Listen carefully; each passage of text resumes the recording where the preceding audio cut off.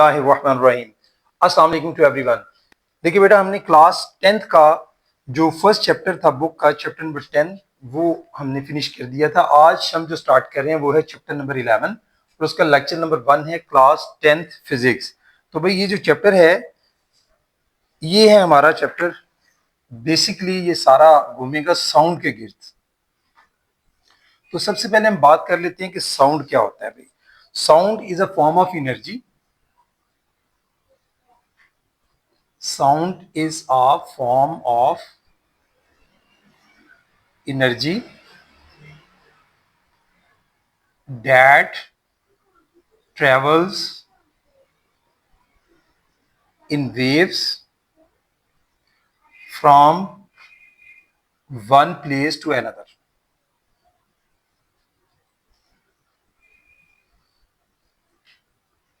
जी देखिए क्या समझ आई। साउंड क्या है बेसिकली, जैसे हमने पीछे बात की थी वेव्स के वाले से हम बात करके आए, यहाँ भी साउंड जो है वो भी एक एनर्जी की फॉर्म है और ये भी ट्रेवल वेव्स की फॉर्म में करती है। पिछला चैप्टर जो वाटर वेव से हमने बात की थी उससे रिलेटेड था और ये हमारा चैप्टर है साउंड वेव्स।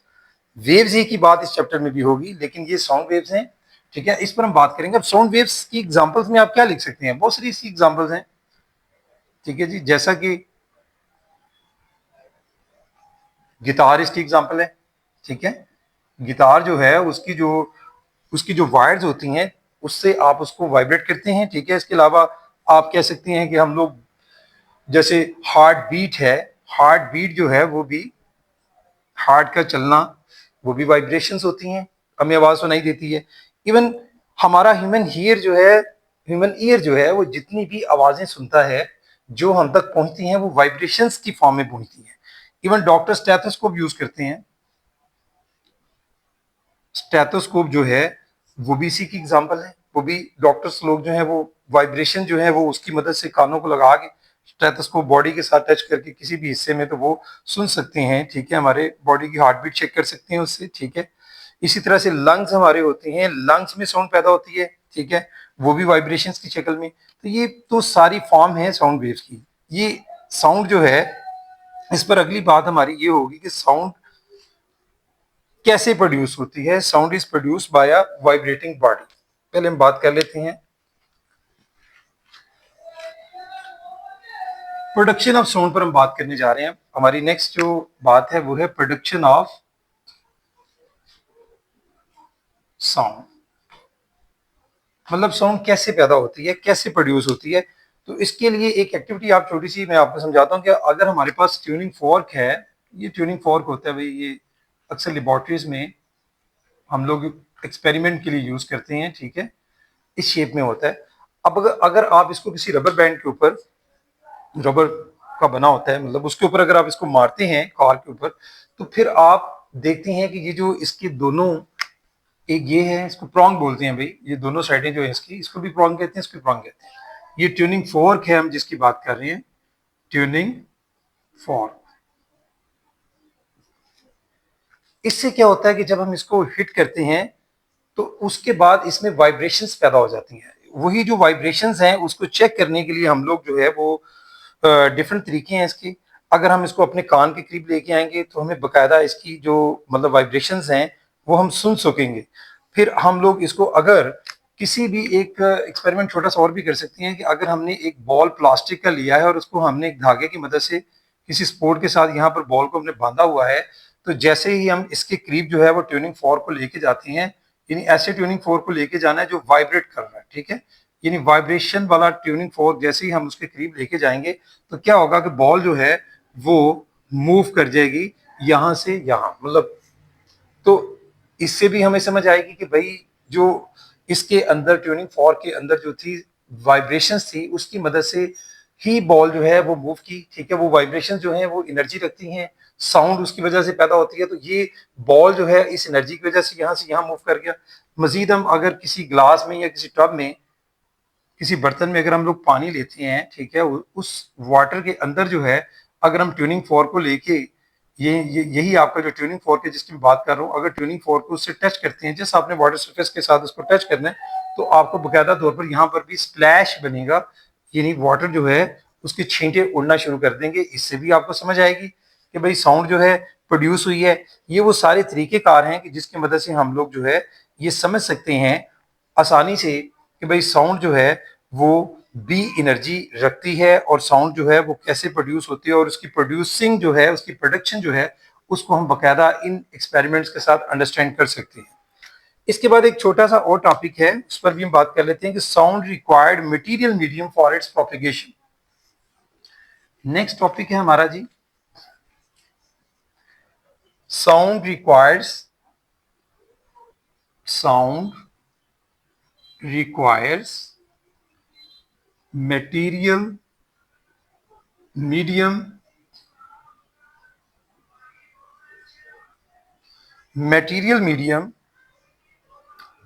फॉर प्रोपिगेशन, यानी मूवमेंट के लिए। प्रोपिगेशन का मतलब होता है मूव, एक जगह से दूसरी जगह मुंतकिल होना, प्रोपिगेशन। साउंड को क्या रिक्वायर होता है जी, मटेरियल मीडियम। कोई मटेरियल मीडियम होगा तो फिर ही जो साउंड है वो प्रोड्यूस होती है। इसकी एग्जांपल हम कुछ इस तरह से कर सकते हैं कि भाई अगर हम एक बेल जार लें, ठीक है, इस तरह की शेप का एक बेल जार होता है लेबोरेटरी में, ठीक है, हम उस बेल जार एक ले लेते हैं, ठीक है।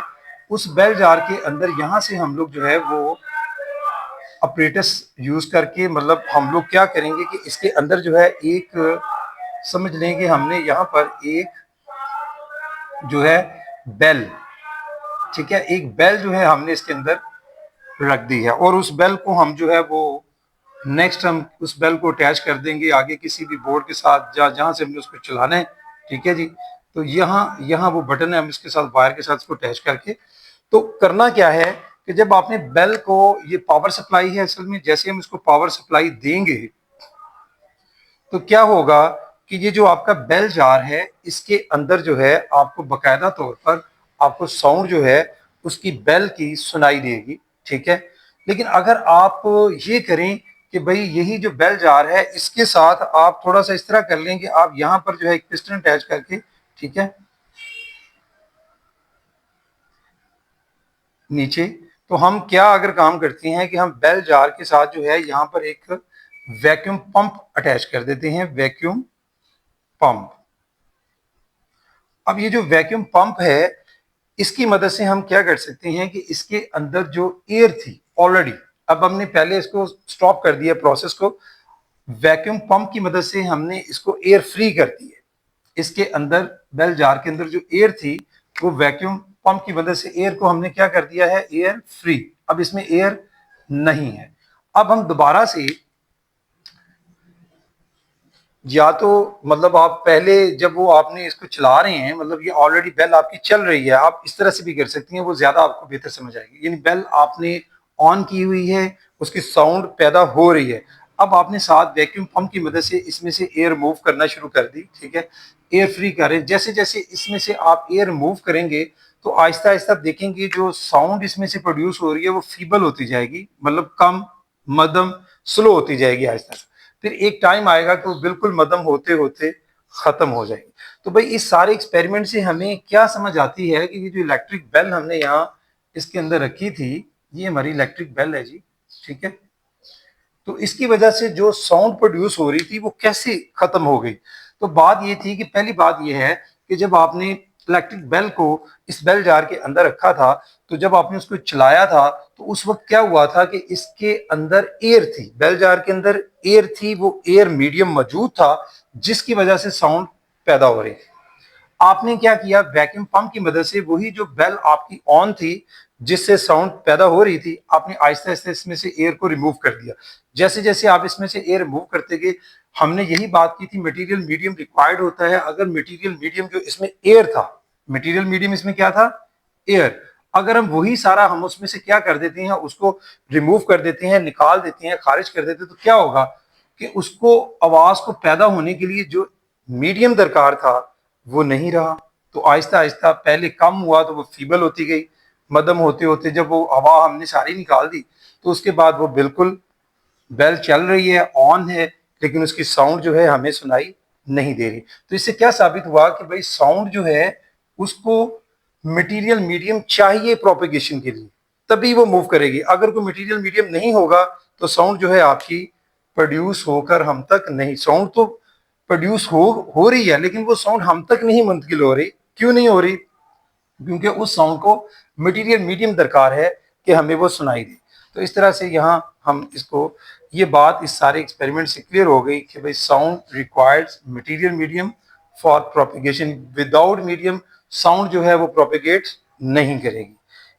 इसके बाद एक और छोटा सा टॉपिक है इसी से रिलेटेड टॉपिक से, longitudinal nature of sound waves, वो भी डिस्कस कर लेते हैं हम लोग। Longitudinal nature of sound waves. जी, इस बात को हम कैसे समझेंगे, इसके लिए हमने क्या करना है, वही जो ऑलरेडी हमने बात की थी कि ट्यूनिंग फोर्क की हमने पहले भी बात की थी। ट्यूनिंग फोर्क को लें और ट्यूनिंग फोर्क को आपने क्या करना है कि इस ट्यूनिंग फोर्क को आपने पहले की तरह इसको आपने हिट करना है। ठीक है, जब आप इसको हिट करते हैं उसके बाद इसमें क्या होता है कि इसमें वाइब्रेशंस जो हैं वो पैदा हो जाती हैं। अब यही जो वाइब्रेशंस हैं, अगर आप देखेंगे जब वाइब्रेट करेंगे तो इसके दोनों, ये जो हम बात करें प्रोंग की बात करेंगे, ये और ये वाइब्रेट करते हैं। हम अगर किसी एक साइड का, राइट साइड का सपोज ले लेते हैं, तो इससे जो हवा में हमने इसको रखा है तो उस वक्त करेगा क्या कि ये देखें, ये अगर मेरे पास, मतलब सादा लफ्जों में ये है, इसको मैं थोड़ा सा और वाज़ेह कर देता हूँ, ये हमारे पास है। ठीक है, तो ये क्या कर रहा है, अब ये वाइब्रेट कर रहा है। ठीक है जी, अब इसकी वाइब्रेशंस की वजह से क्या होगा कि जो एयर है, एयर में बाकायदा तौर पर इस करीब वाले एरिया में कंप्रेशंस क्रिएट होगा। पहले तो ये खुद कंप्रेस होगा, मतलब इसकी जो मूवमेंट है बिल्कुल जैसे बॉडी मीन पोजीशन के गिर्द वाइब्रेट करता है। समझें कि ये अपनी, ये जो इसकी मीन पोजीशन थी, इसको मैं अगर इस तरह से बना दूं, थोड़ा सा और वाज़ेह हो जाएगा कि ये, और फिर मैंने यहां से बना दिया ये भी और ये भी, यानी समझें कि इसका ये मीन इसका पार्ट था और यहां से कभी इधर, मतलब ये अपनी ही बॉडी जो मेन पोजीशन थी उसके गिर्द ये वाइब्रेट करना शुरू कर देता है इस तरह से, और इस तरह से कंप्रेशंस पैदा होंगे। अब वो कंप्रेशंस जो है, वो कंप्रेशंस आगे कहाँ जाएंगे, हमारी एयर में जाएंगे, यानी उसको आगे फॉरवर्ड होगा। तो वो जो एरिया है यहाँ से कंप्रेशन की वजह से अगला एरिया आपका रेयर फ्रैक्शन होगा। फिर क्या होगा, फिर कंप्रेशंस पैदा होगी, फिर रेयर फ्रैक्शन पैदा होगी। यानी सादा लफ्जों में ये जो इसकी कंप्रेस कर रहा है एयर को, वो अगले पार्ट को करेगा, वो अगले पार्ट को करेगा, और इस तरह से ये इसकी जो आवाज है, ये जो साउंड है, वो वाइब्रेशन की शक्ल में आगे मूव करेगी। तो यहाँ से हमें एक और चीज भी समझ आ रही है। हमने बात क्या की है, लॉन्गिट्यूडनल नेचर क्या होती है कि जिस साइड पे वेव मूव कर रही होती है उसी साइड ही में एनर्जी भी ट्रांसफर हो रही है। मतलब देखेंगे इसी साइड में हम वेव्स मूव कर रही हैं, और जो मटेरियल के पार्टिकल्स हैं, ठीक है, एनर्जी तो ठीक है, मटेरियल के जो पार्टिकल्स हैं वो भी इसी साइड में ही मूव कर रहे हैं, यानी हवा के साथ साथ वो अगले पार्टिकल्स में, फिर वो अगले पार्टिकल्स में। तो इस तरह से ये लॉन्गिट्यूडनल नेचर, जैसे हमने स्प्रिंग की एग्जांपल दी थी, वो भी मैंने आपको समझाई थी कि स्प्रिंग को जो हम लोग मूव करते हैं ऐसे पकड़कर, एक तो हमने स्प्रिंग को मूव किया था पुश एंड पुल के थ्रू। जब आप उसको मूव करते हैं तो आपने देखा था कि उसकी नेचर क्या थी, वो भी लॉन्गिट्यूडनल थी।